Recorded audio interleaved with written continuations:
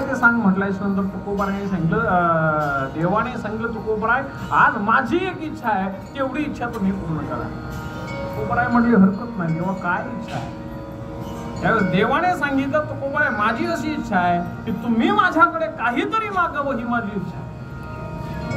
हे म्हटल्याच्या नंतर तुकोबाराने सांगितलं, देवा बहुतेक तू माझा गाथा वाचल्यासारखा दिसत. मी गाथ्यामध्ये स्पष्ट लिहिलेलं आहे. काय लिहिलेलं आहे तुकोबारांनी? काही मागणे हे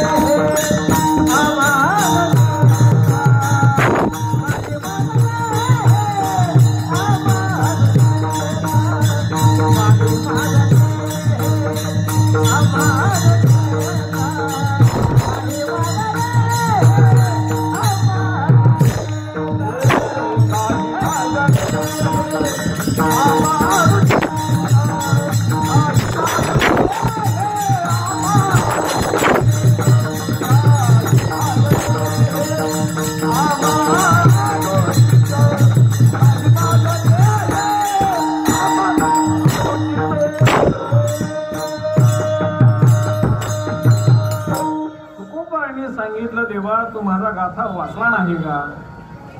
म्हणलं काय झालं तुकोबाराय? त्या तुकोबाराने सांगितलं, मी माझ्या गाथ्यामध्ये स्पष्ट लिहिलेलं आहे, काही मागणे हे आम्हा अनुचित वडिलांची रीत जाण. मागणं अनुचित आहे म्हणून देवा आजपर्यंत तुझ्याकडे काही मागितलं नाही. मागायचं म्हटल्यानंतर देवाने काही दिलं नसतं का? कर्तुम अकर्तुम अन्यथा कर्तुम असणारा जगाचा मालक तो परमात्मा आहे. वृक्षाची पान हाले ज्याची सत्ता असं म्हणणारा तो परमात्मा आहे. आता कधी कधी हे प्रमाण वापरल्याच्या नंतर खूप अवघड होतं. तसंच कीर्तन होतं आपल्या बीडकडे आणि मी सहज म्हणतो, वृक्षाचे पान हाले ज्याची सत्ता. तुम्ही जसं जागरण काला 2 कीर्तनं ठेवले का, तसं त्या ठिकाणी जागरण काला 2 कीर्तनं ठेवली होती. पण मी आपलं सांगितलं, झाडाचं पान जरी हलायचं म्हटल्याच्या नंतर त्याच्या इच्छेशिवाय हलत नाही. आमची मुक्कामाची व्यवस्था केली, तेव्हापासून आम्ही कुठं मुक्कामाला थांबत. मुक्कामाची व्यवस्था केली. नेमकं मुक्कामाची व्यवस्था अशा ठिकाणी केली, सगळं घर परमार्थिक. घरातला मेन करता माणूस पेनारा, पण तो पेनारा साधा सुद्धा पेनारा नव्हता, ओके मधला पेनारा होता. ओके मध्ये पेला, कीर्तन ऐकलं. कीर्तन ऐकल्याच्या नंतर आता घरी बसल्याच्या नंतर सहज घरचे सांगतात ना, घरच्यांनी सांगितलं, म्हणले महाराज करता माणूस आहे, गावामध्ये एवढी नावं आहे, एवढी प्रतिष्ठा आहे, सगळ्या गोष्टी व्यवस्थित आहेत, फक्त एवढी एक सवय सोडायला सांगा. सांगतात लोकांची लई दुखणी असतात आमच्याजवळ, कोणी काहीही सांगतं. त्या दिवशी कीर्तनाला गेलो आणि काल्याचं कीर्तन झालं आणि एक आजीबाई जवळ आली, म्हणली बाबा माझ्या नातीचं कान दुखतो. म्हणलं मावशी दवाखान्यात नाही ना, मी काय डॉक्टर आहे का काय आहे का काय? मी आपलं त्यांनी सांगितलं यांना काही समजून सांगा, समजून सांगा म्हटल्यानंतर आता तो सप्ताह करणारा माणूस म्हणजे काय साधा असेल का बाबा? रंगेलगडी कार्यकर्ता. म्हटलं बाबा दारू सोडून द्या, चांगली गोष्ट नाही. तो म्हणला महाराज मलाही कळतं दारू चांगली गोष्ट नाही. तुम्ही कीर्तनामध्ये काय सांगितलं? म्हटलं काय सांगितलं? वृक्षाचे पान हाले ज्याची, झाडाचं पान हलवायची सत्ता कोणामध्ये? देवामध्ये. मग मला दारू पाजायची सत्ता कोणामध्ये? देवाच्या इच्छेमुळेच हे सगळं चाललंय म्हटलं. देवाच्या इच्छेमुळे ह्या सगळ्या गोष्टी नाही. वृक्षाचे पान हाले ज्याची सत्ता तो विषय वेगळा आहे. प्रत्येक प्रमाण वेगळ्या अर्थासाठी तयार झालेला आहे. झालं काय? सांगत काय होतं मी तुम्हाला? हा विषय सांगत होतो. देवाने सांगितलं तुकोबाराय माझी इच्छा आहे म्हणून काहीतरी मागा. तुकोबारायांनी सांगितलं काही मागणे हे आम्हा अनुचित वडिलांची रीत जाणं. देवा तुझ्याकडे मागणार नाही. देवाने सांगितलं तुकोबाराय तुम्हाला काही पाहिजे म्हणून मागू नका. मागण्याचे प्रकार असतात. आपल्याला गरज आहे म्हणून मागणं वेगळं आणि समोरच्याची इच्छा आहे म्हणून घेणं वेगळं. आपण मंदिरामध्ये गेल्याच्या नंतर तिथे प्रसाद असतो, आपण मागितला तरी देणारा देतो आणि नाही मागितला तरी देणारा. मागणं वेगळं घेणं वेगळं. तुकोबाराने सांगितलं, भगवंताने सांगितलं, तुकोबाराय तुमची इच्छा आहे किंवा तुम्हाला पाहिजे म्हणून मागू नका, माझी इच्छा आहे म्हणून मागा. मागणारे वेगवेगळ्या पद्धतीचे असतात. मंदिरात आपण दररोज जातो, त्या ठिकाणी दोन मागणारे असतात. मंदिरामध्ये दोन भिकारी असतात. एक मंदिराच्या दारामध्ये बसलेला भिकारी असतो आणि एक मंदिराच्या आतमध्ये असलेला भिकारी असतो. बरोबर का नाही? मंदिराच्या दारामध्ये बसलेला 1-2 रुपये मागतो, पण तो मंदिरामध्ये गेल्याच्या नंतर देवाला हात जोडून मागणारा 1-2 लाख रुपये, कोटी 2 कोटी सहज मागतो. मंदिराच्या दारामध्ये मागणारा काय मागणार? 1-2 रुपये, 10-5 रुपये तुम्हाला मागणार आहे मंदिराचा दारातला भिकारी. पण आपण मंदिरामध्ये गेल्याच्या नंतर आपण देवाकडे काय मागतोय?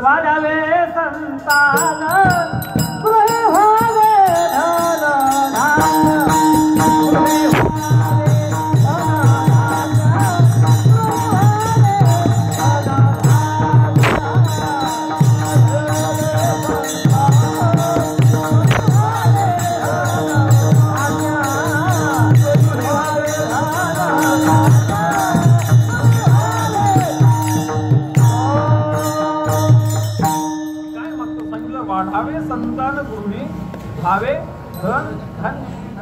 आपण देवाची पूजा करताना आपलं देवाकडे मागणं कसं असतं? 10 रुपयाचं नारळ न्यायचं. बरं, आपलं देवावरती प्रेम एवढं असतं की आपण नेलेलं नारळ सहसा पावलेलंच निघतो. त्याच्यात खोबरं चांगलं का निघत नाही. जर का खोबरं चांगलं निघलं, देवाला माहिती आहे ना खोबरं चांगलं निघल्याच्यानंतर घरी इडलीला चटणी करायला घेऊन जाईल. हे का इथं ठेवणार आहे का? घरी घेऊन जाईल नारळ. म्हणलं बायकोला सांग इडली कर, नारळ आणलं काम येईल. आपलं मागणं काय असं सांगितलं? आपण देवाकडे गेल्याच्या नंतर आपण देवाला जे देतो त्याच्या लाख पटीनं आपण देवाकडे मागतो. कारण की आजचा विषय आपला मागणी हा असल्यामुळे मागणी परत विषय तुम्हाला ऐकावं लागेल. काय करतो आपण? सांगितलं मागतो. मागणं वेगळ्या पद्धतीचं आहे. पारमार्थिक मागणं वेगळं आहे, प्रापंचिक मागणं वेगळं आहे, देवाकडे मागणं वेगळं आहे, संतांकडे मागणं वेगळं आहे, देवाने संतांकडे मागणं वेगळं आहे, संतांनी देवांकडे मागणं वेगळं आहे, देवाने असुराकडे मागणं वेगळं आहे आणि असुराने देवाकडे मागणं हेही वेगळं आहे.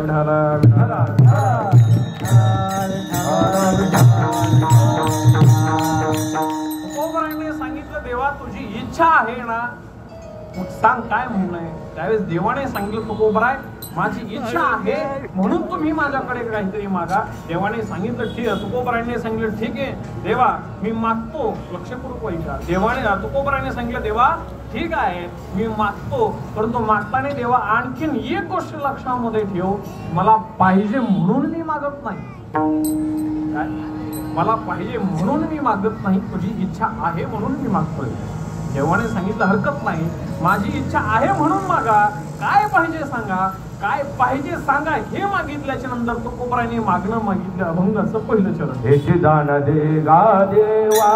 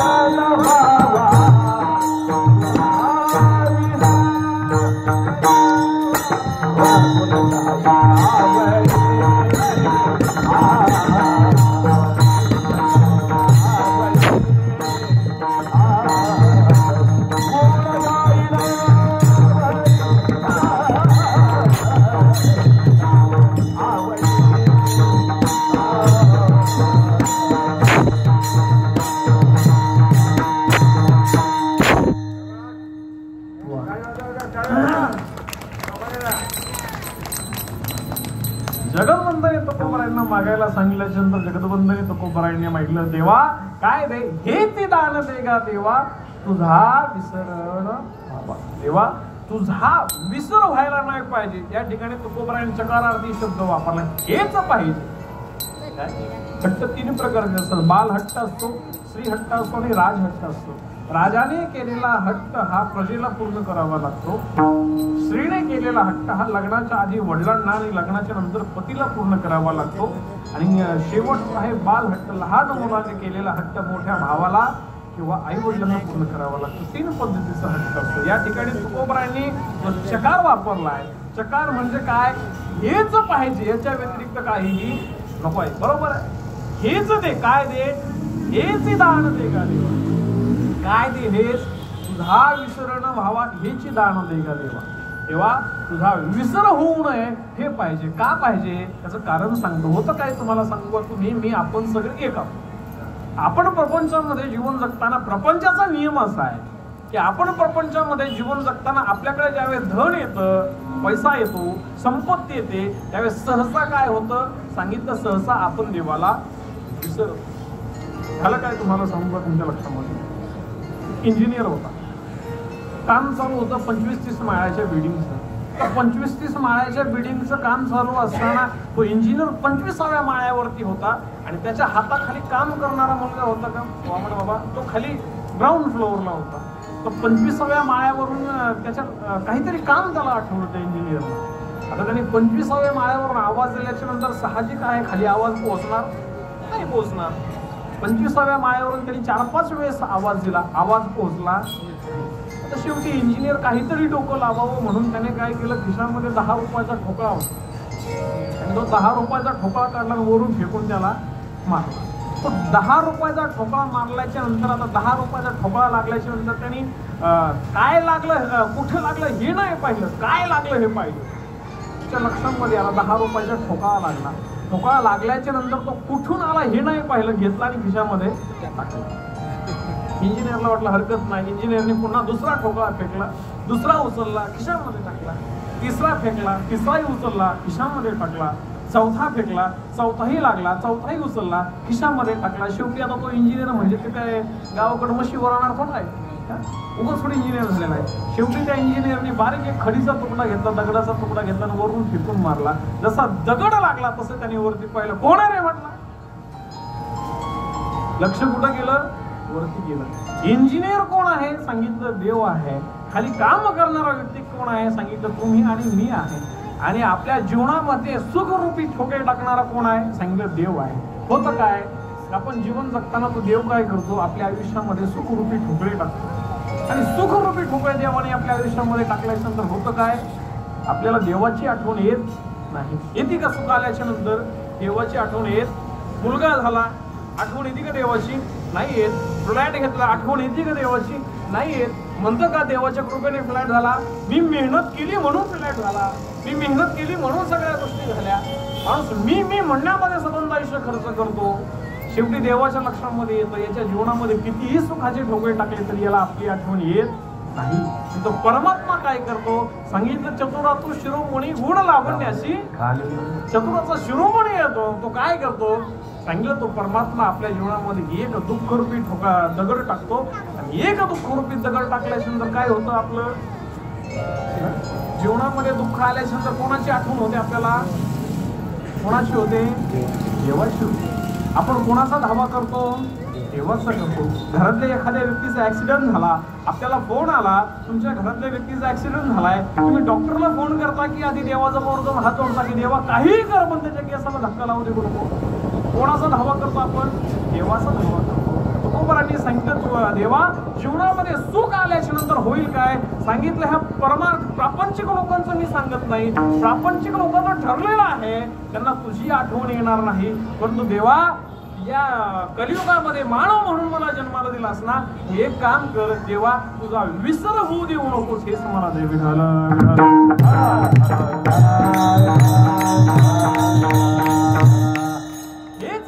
हे दे, काय दे, हा विसरण व्हावा. मग मी मगवा तुम्हाला सांगितलं, मागणं वेगळ्या वेगळ्या पद्धतीचं आहे. तुकोबरायांचं जे मागणं आहे ते परमार्थिक मागणं आहे. आपलं जे मागणं असतं ते प्रापंचिक मागणं असतं. माझा एक मित्र आहे, मोठी सासरवाडी आहे. सासरवाडीकडचे लोक गडगंज श्रीमंत, गडगंज श्रीमंत म्हणजे एवढी मोठी असा मी की त्याचा अंदाज नाही. आता त्याला मध्ये थोडंसं काम निघल्याच्या नंतर नवीन लग्न झाल्याच्या नंतर त्याच्या मनामध्ये आलं थोडंसं काम करायचं, कुठेतरी जमीन वगैरे घ्यायची होती. 30-40 लाख रुपये लागत होते. म्हणून आता सगळा कारभार सासूच्या हातामध्ये. म्हणून त्याने सहज बायकोला माहेरी पाठवलं आणि सांगितलं, आईला सांग 30-40 लाख रुपये देत असाल तर बघा. ती गेली माहेरी. तिने सांगितलं, आई असं असं काम आहे, पैसे लागत होते. आई म्हटली हरकत नाही. दिवाळी आली आहे, दिवाळीचं लक्ष्मीपूजन झाल्याच्या नंतर पाहुण्यांना घरी जेवायला बोलव, दिवाळीचं फराळ करायला. आणि दिवाळीचं फराळ झाल्याच्या नंतर जाता जाता तूही जा आणि जाताना काय पैसे लागतील तेही घेऊन जा. हरकत नाही म्हणजे ठरलं. ठरल्याच्या नंतर आता दिवाळी झाली. दिवाळीची आता सहसा दिवाळी कोणत्या दिवसामध्ये असते तुमच्याकडं? तुम्हाला कळतंय का? मी जाऊ वापस. दिवाळी कधी असते? हिवाळ्यामध्ये असते ना. तुमच्याकडे उन्हाळ्यात असते. आता हिवाळ्यात पाऊस यायला लागला त्याच्यामुळे कोणालाच कळणार काय असते. दिवाळी कधी असते बाबा? हिवाळ्यामध्ये असते. हिवाळ्याचे दिवस सुरू झाले, दिवाळी आली. दिवाळी झाल्याच्या नंतर आता त्याला बोलवल्याच्या नंतर आता सहसा काय असतं, काही लोकांना सवय असते एकट्यानं जाण्याची. त्यात सासरवाडीला जायचंय, पहिल्यांदा जायचंय. मला फोन केला, म्हटलं शास्त्रीजी कुठं आहे? म्हटलं आहे बाबा. काय झालं? कीर्तन आहे का? म्हटलं उद्या. म्हटलं नाही, उद्याच्या दिवस आराम आहे. एक काम करा म्हटलं, माझ्यासोबत चला, आपल्याला जायचंय. म्हटलं कुठं जायचंय? तर म्हटलं सासरवाडीला जायचंय. म्हटलं हरकत नाही, तू या सासरवाडीला म्हणले नक्की जाऊ. म्हटलं मी महेश महाराजांना फोन केला. महेश महाराजांना म्हटलं माझा असा मित्र आहे, त्याच्या सासरवाडीला जायचंय. ते म्हणले जायचंय पण जेवायला काय? म्हणलं जेवायला तुम्हाला जे लागेल ते सांगू. मला त्यांना बासुंदी आवडते, गुलाबजाम नाही, त्यांना बासुंदी आवडते. बाबा खाल्ली त्यांनी बासुंदी. ते म्हटले मला बासुंदी खूप आवडते आणि वहिनींनी बासुंदी खूप छान बनवली होती. ते म्हटले बासुंदी बनवायला सांगा. म्हटलं हरकत नाही, तुम्हाला जे लागेल ते जेवायला सांगतो, चला. महेश महाराजांना घेतलं. मी, आमचे मित्र, आम्ही गेलो त्याच्या सासरवाडीला गेल्याच्या नंतर गेलो. आदरातिथ्य झालं. आदरातिथ्य झाल्याच्या नंतर जेवण केलं. जेवण केल्याच्या नंतर दुसऱ्या दिवशी वापस निघायचं. बरं, शेवटच्या दिवशी निघायच्या टायमाला गोड जेवण असतं. गोड जेवण म्हटल्याच्या नंतर साहजिक आम्ही हॉलमध्ये बसलो. महेश महाराज आम्ही सगळे हॉलमध्ये बसल्याच्या नंतर त्या सासूने विचारलं मुलीला किंवा विचारलं आवयांना काय बनवायचं उद्या जेवायला, काय बनवायचं म्हटल्याच्या नंतर की आमच्या त्या वहिनी हॉलमध्ये आल्या. हॉलमध्ये आल्याच्या नंतर विचारलं का हो उद्या जेवणामध्ये गोड पदार्थ काय बनवायचा म्हटल्याच्या नंतर हे महाराज मधीच म्हटले बासुंदी बनवा. महेश महाराज म्हणजे बासुंदी बनवा म्हटल्याच्या नंतर त्यांनी सांगितलं हरकत नाही, बासुंदी बनवा म्हटले. बासुंदी आता ती काय गरीबाच्या घरची असं मी नव्हते ना, श्रीमंताच्या घरची असं मी 40 लिटर दूध आणलं. 40 लिटर दूध आणलं. मोठी कढाई घेतली बाबा. कढाईमध्ये दूध टाकलं आणि खालून आता गावाकडे चुलहंगण असते, गॅस वगैरे ही सिस्टम जास्त गावाकडे नसते. खालून चुलहंगण पेटलं. चुलहंगण पेटल्याच्या नंतर लिंबाचं सरपण घातलं. तर गावाकडच्या मुळे तुम्हाला कळत असेल, हिवाळ्याच्या दिवसात सरपण कसं असतं? ओलं असतं, वाळलेलं ड्रायव्हर पडून ते काय झालेलं असतं? ओलं झालेलं असतं ना. ओलं सरपण चुलहंगणात घातलं काय निघतो? धूर निघायला लागला. कढईमध्ये दूध टाकलं. दूध आळवायला सुरुवात झाली. दूध आटवायला सुरुवात झाल्याच्या नंतर सासू स्वतःच्या हाताने बासुंदी बनवते. महेश महाराजांना बासुंदी खायची म्हटल्याच्या नंतर तिने थोडीशी जास्त प्रेमाने बनवली. तिला वाटलं महाराज आहे तर मोठे, जावायला खायचे, महाराजांना खायचे. बासुंदी आळवायला सुरुवात झाली, आटवायला सुरुवात झाली. परंतु झालं असं, खालचा धूर आणि वरतीचा चेहरा, हे सगळं कॉम्बिनेशन जुळून आल्याच्या नंतर तुम्हाला आता त्या गोष्टी सांगावं लागत. धूर डोळ्यामध्ये, नाकामध्ये आणि तोंडातून आतमध्ये गेल्याच्या नंतर आपला शरीरातला एक विशिष्ट पदार्थ शरीराच्या बाहेर येतो का नाही? तो कुठून येतो तुम्हाला माहिती? तो पदार्थ बाहेर यायला लागल्याच्या नंतर सासूने तो पदार्थ आवळून धरला. ती म्हटले दम माझ्या जावायला महाराजाला खायची, त्याच्या आधी तू काही टेस्ट करू नकोस. तिने तो कवचा खाली घेतल्याच्या नंतर तो पदार्थ खाली यायचा. कवचा वर वाढल्याच्या नंतर पदार्थ. अर्धा तास त्यांच्या दोघांमध्ये युद्ध चाललं. अर्धा तास युद्ध चालल्याच्या नंतर मी सहज त्याला म्हटलं का रे मी सासू बासुंदी बनवते. म्हटलं जा जरा बघून तरी ये म्हटलं. तो म्हटलं एक काम करा ना म्हटलं, तुम्ही चला आपण दोघं जाऊन बघून येऊ. म्हटलं हरकत नाही. आम्ही दोघं जण गेलो. पाहिलं बासुंदी बनवायचं काम चालू होतं. परंतु योगायोग असा झाला की आम्ही तिथं जाणं आणि नाकातल्या पदार्थाने उडी घेणं. म्हटलं म्हटले आपल्याच्यानं काही दम निघत नाही म्हटले तो हा जावई तो महाराज उद्या का खायला त्या पदार्थाने कुठे उडी टाकली बासुंदीमध्ये उडी टाकली. तुम्हाला एक नियम सांगू माणसाचा नियम असा असतो की माणूस चालता चालता जर का पडला सटकून पडल्याच्या नंतर माणूस काय करतो आपल्याला कुठे लागलं हे पाहतो की कुणी पाहिलं की नाही हे पाहतो पाहिलं की नाही हे पाहतो तिने काय झालं हे नाही पाहिलं कुणी पाहिलं का नाही हे पाहायला लागले. आता आम्ही पाहिल्याच्या नंतर आम्ही कशाला ते थांबू आम्ही आपल्या बाजूला सगळं लागलो तिने आपलं करा चमचा हल्ला सगळं मिक्स करून टाकलं. मिक्स केल्याच्या नंतर दुसऱ्या दिवशी जेवायला बसलो होतो आम्ही कशाला यांना सांगितलंय रात्री काय कार्यक्रम झाला. दुसऱ्या दिवशी जेवायला बसलो जेवायला बसल्याच्या नंतर ताटाला ताट अगरबत्त्याचा घमघमाट चांदीचे ताट सोन्याचा चमचा जेवायला श्रीमंताची असं मी जेवायला बसलो. सगळे पदार्थ आले पुरी भाजी कुरडई पापड भजी आणि शेवटी चांदीच्या वाटीमध्ये बासुंदी आली. त्या बासुंदीमध्ये सोन्याचा चमचा आणि तो सोन्याच्या चमच्याने बासुंदी खायला आली. हे म्हटले महाराज एवढा पाहुणचार कुठंच पाहिला म्हटलं खरं आहे आता खरं म्हटलं हरकत नाही. जेवायला बसलो जेवायला सुरुवात झाल्याच्या नंतर मला त्यांनी बासुंदी वाढली. मी सांगितलं माझं व्रत आहे मी 1 वर्ष दुधाचा कोणताही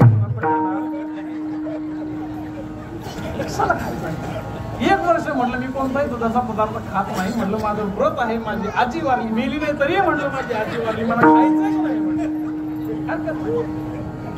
बाकी यांना वाढल्याच्या नंतर यांनी वाटी सुरू केली. एवढी भारी बासुंदी म्हटलं एवढी टेस्टेड बासुंदी सुरू केली. हे खातात याचाच विशेष नाही म्हटलं. जावई बासुंदीच्या वाटीला हात लावणं म्हणून सासू आली. सासूला वाटलं जावई रुसलाय असं वाटल्याच्या नंतर आपल्याकडे एक प्रथा आहे जेवायला बसल्याच्या नंतर ताटाला वटकन लावतात. सासू आतमध्ये गेली 50 हजाराच्या बंडल आणले तिने. आमच्या ताटाला 50 आता दृष्टांत सांगायचे म्हणले मग ते 50,000 50 लाख असो आपल्या कुठं खिशातून असे 50 हजाराचे बंडल आणले आमच्या ताटाला लावले. जावायच्या ताटाला 2 लाखाचा बंडल लावला. 2 लाख घ्या म्हटले पण बासुंदीच्या वाटीला हात काय करा बासुंदीच्या वाटीला हात लावा. जावई काय बासुंदीच्या वाटीला हात लावायला तयार काय पाहिजे ते मागाय म्हटले. तिला म्हटलं जावई रुसला का काय नव्हती म्हणे जावई बापू एवढी प्रॉपर्टी म्हणली आज जर का प्रॉपर्टी पेटून दिली तर 6 महिने प्रॉपर्टी जळून एवढी प्रॉपर्टी काय पाहिजे ते सांगा बासुंदीच्या वाटीला हात लावा. जमीन घ्यायला पैसेच पाहिजेत ना 30 लाख पाहिजेत ना 1 कोटी देते म्हणले. पण काय करा बासुंदीच्या वाटीला हात लावा. तर बाबांनी 30 वाट्या आणल्या होत्या बारकाल्या वाट्या 30 वाट्या आणायला काय लागलं निवारा कधी हा. शेवटी तो जावई म्हटला सासूबाई खरं सांगा म्हटलं हरकत नाही म्हटला तुम्ही बासुंदी बनवली मीही पाहिली म्हटल्याच्या नंतर तिला कळालं गेली काय पाहिलं. तो म्हटला मग आता मी नेमकं बासुंदी खाऊ की तुमचा यावेळेस यांच्या लक्षामध्ये आलं ज्यांनी 30 वाट्या आत टाकल्या होत्या त्यांनी 7 वाट्या बाहेर काढल्या. काय सांगायचं प्रपंचिक मागणं झालं. आपण प्रपंचाविषयी मागायला गेलो प्रपंचाविषयी मागितल्याच्या नंतर मिळेल त्याची शाश्वती नाहीये. परंतु देवाकडे मागताना परमार्थाविषयी मागितलं मिळाल्याशिवाय राहणार नाही हा नियम आहे.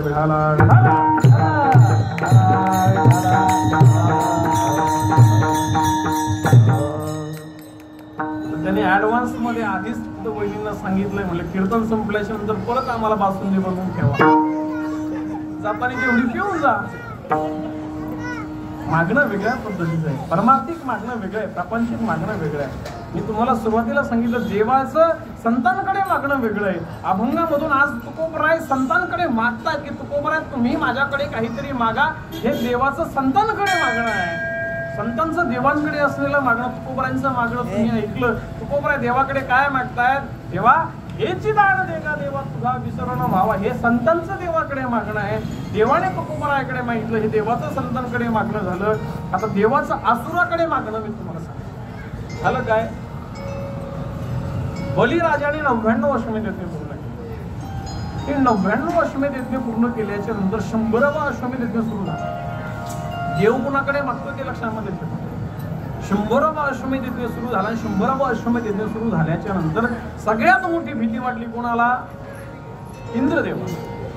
कारण की 100 अश्वमेध यज्ञ पूर्ण केल्याच्या नंतर तो व्यक्ती 100 अश्वमेध यज्ञ पूर्ण करतो तो व्यक्ती इंद्रपदाच्या गादीचा मानकरी होतो. ज्या पद्धतीने जो व्यक्ती 147 किती आहे बहुमताचा आकडा किती आहे किती का असणार ज्याच्याकडे बहुमताचा आकडा आहे त्याचा कोण होणार मुख्यमंत्री होणार ज्याचे 147 आमदार त्याचा मुख्यमंत्री त्या पद्धतीने ज्याचे 100 अश्वमेध यज्ञ पूर्ण होणार तो कोण होणार सांगितलं इंद्र होणार इंद्र म्हणजे ज्या पद्धतीने आपण नगरसेवक निवडून देतो ज्या पद्धतीने आपण आमदार खासदार निवडून देतो त्याचा ज्या पद्धतीने कालावधी ठरलेला आहे की 5 वर्ष तो आमदार राहणार 5 वर्ष तो खासदार राहणार त्या पद्धतीने इंद्र हा त्याचा कालावधी ठरलेला आहे इंद्रपदाच्या गादीवरती कुठपर्यंत आहे बाबा पुण्याची पावटी सरे सगळीची इंद्रपणाची उठी उतरे येऊ लागा ती माघारे म्हटलो इंद्रपणाच्या गादीवरती कुठपर्यंत आहे सांगितलं जोपर्यंत पुण्य आहे जोपर्यंत इंद्रपदाच्या गादीवरती आहे त्या दिवशी पुण्य संपलं त्या दिवशी काय होईल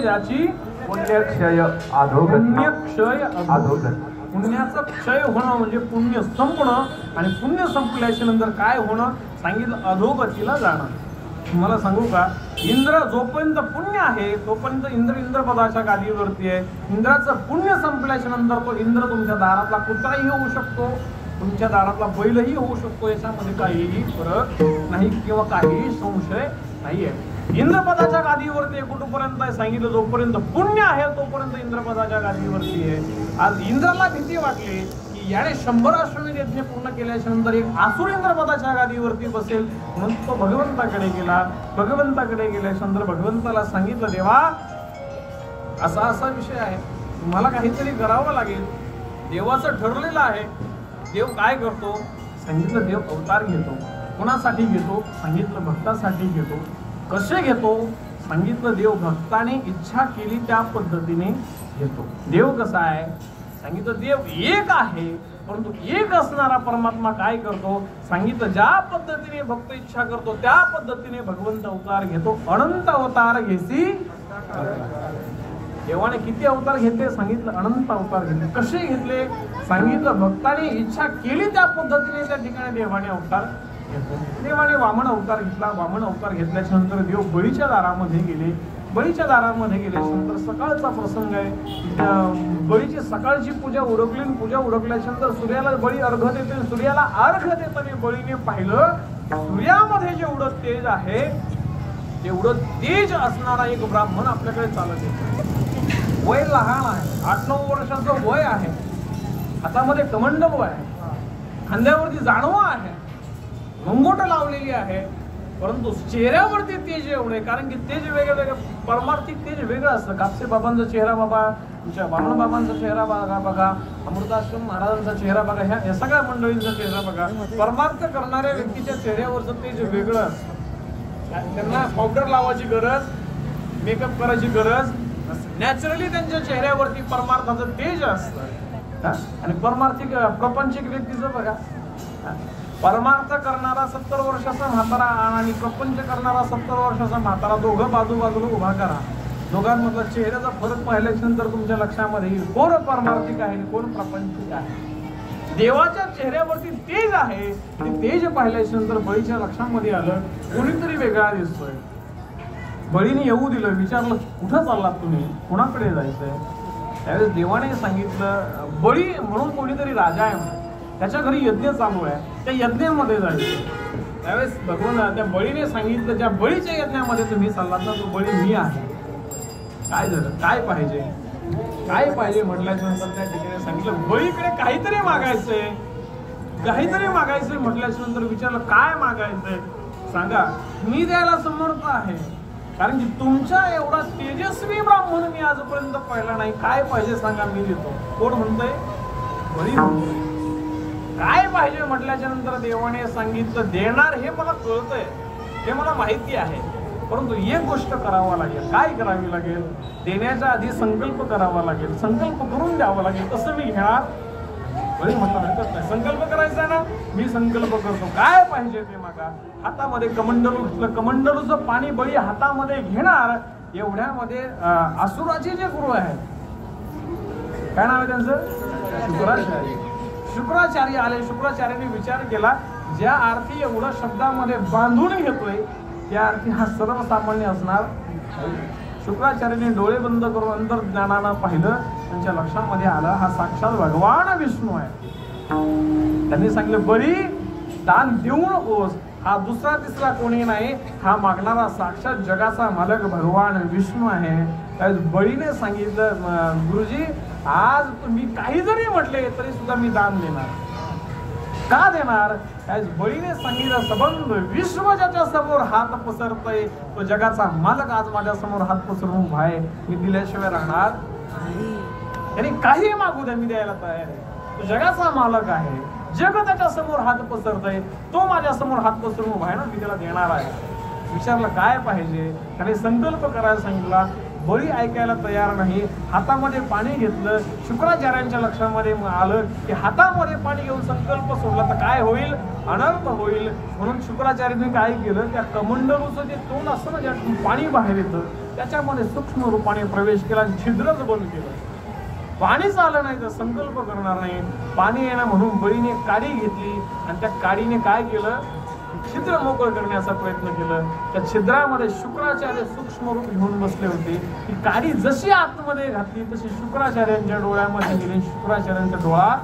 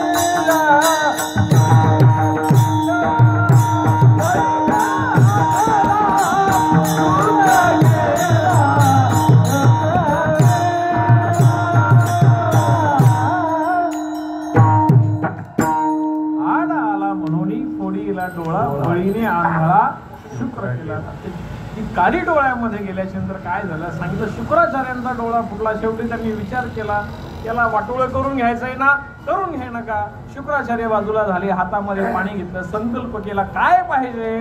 सांगितलं त्रिपाद भूमी पाहिजे. काय मागितलं? त्रिपाद भूमी पाहिजे. त्रिपाद भूमी म्हणजे 3 पावलं बसेल एवढी जमीन पाहिजे. बळी म्हटला, इनविन एवढ्यासाठी एवढा खटाटोप करायला परवडला? मागायचंय तर काहीतरी वेगळं मागा. एखादं राज्य मागा, ऐश्वर्य मागा, हिरे माणिक मोती मागा, सोनं चांदी मागा, लग्न झालेलं नाही, मुलगी मागा, लग्न करून देतो. आजकाल केलंय अवघड झालं. आम्ही कुठं गेल्याच्या नंतर चहा प्यायला जरी गेलं का लोक म्हणजे बाबा हे पोरगण बघायला पाहिजे. याला बायका बघता आले असेल, आमचे ड्रायव्हर बिगर बायकाचे राहिले असते का? आम्हाला त्यांनाच बघणं व्हाय ना, आता तुमच्याला कुठून बघा. बरोबर आहे, बरोबर आहे का नाही? काय झालं? देवाने बळीने सांगितलं, देवा ब्राह्मण एवढ्या गोष्टीसाठी एवढा मोठा खटाटोप करायला परवडतो का? म्हणे परवडायचा विषय नाही. म्हणजे त्रिपाद भूमी पाहिजे. बळीने सांगितलं दिली. ज्या ठिकाणी पाहिजे तिथं घेऊन जा, ज्या ठिकाणी पाहिजे तिथलची घ्या. देवाने सांगितलं ज्या ठिकाणची पाहिजे किंवा जिथं पाहिजे तिथलची नको, माझ्या पावलानं त्रिपाद भूमी पाहिजे. कोणाच्या? माझ्या पावलानं. बळी म्हटला, तुझे पावलं एवढे तुझ्या पावलानं 3 पावलं भूमी घेतल्याच्या नंतर तुला बसायला सुद्धा जागा होणार नाही, बसायपुरती सुद्धा जागा होणार नाही. कमीत कमी 300 एकर तरी माग. काय म्हणलं? 300 एकर तरी लाग, तुझ्या 3 पावलं भूमीने काय होणार आहे? देवाने सांगितलं त्याच्या पंचायती तू करू, माझ्या पावलं 3 पावलं भूमी द्यायला तयार आहेस का? हरकत नाही म्हटले. संकल्प केला, त्रिपाद भूमी द्यायचा संकल्प केल्यानंतर सांगितलं ज्या ठिकाणी पाहिजे त्या ठिकाणी घेऊन टाक, जशी पाहिजे तशी घेऊन टाक, जशी पाहिजे तशी घेऊन टाक म्हटल्याच्या नंतर देवाने विराट रूप घेतलं. वामन बाबा तुमच्या देवानं तुमच्या नाव करेनं वामन भगवंतानं विराट रूप घेतलं. तो देव वामन तो तिकडे मोठा, हे संप्रदायामध्ये मोठं व्यक्तिमत्व आहे. वामन